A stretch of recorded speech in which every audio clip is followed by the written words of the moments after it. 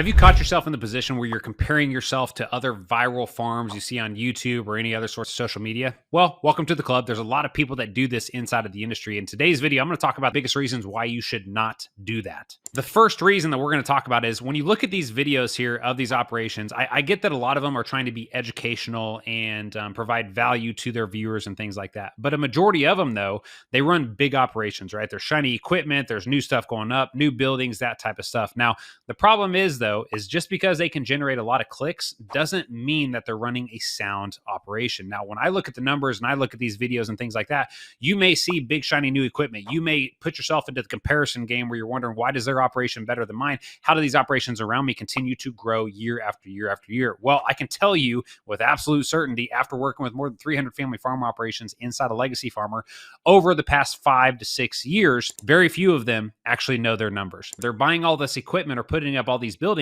and their only strategy is hoping and praying that things work out. And I can tell you, inside of today's market environment where we no longer have $8 corn or we're down at $4 or whatever it may be, those purchases are going to come back to bite them in the rear end. And this is going to continue to happen. I've seen this happening for the past decade. Even when I was in the banking industry, it happened time and time again. Now, the second thing you'll see, and I kind of already mentioned it already, but you'll see a bunch of big equipment and showing off these things, or big facilities and stuff like that.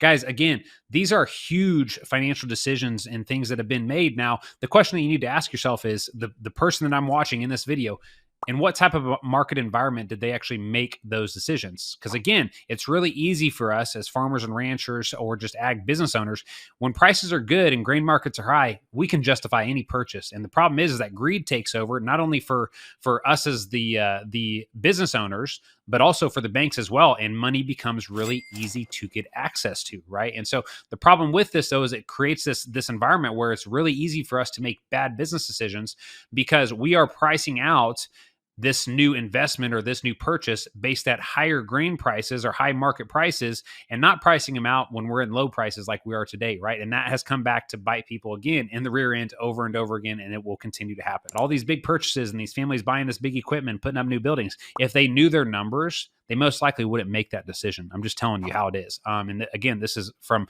me working with farmers and ranchers over years and hundreds of them. I know how people think. I know what the difference is for a lot of people between a successful farmer and an operation that's literally just barely above water.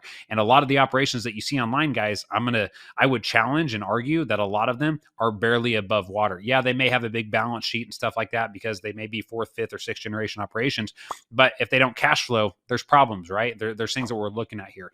So again, at the end of the day, what I do with a lot of my customers is I'm pushing them just to become financial masters inside of their operation, know their numbers, be a constant student of the numbers, and be sure that when everybody else is hoping and praying that everything works out at the end of the year, you have a strategic game plan in place, and we are being sound and strategic with our financial decisions, regardless of what's going on with market prices.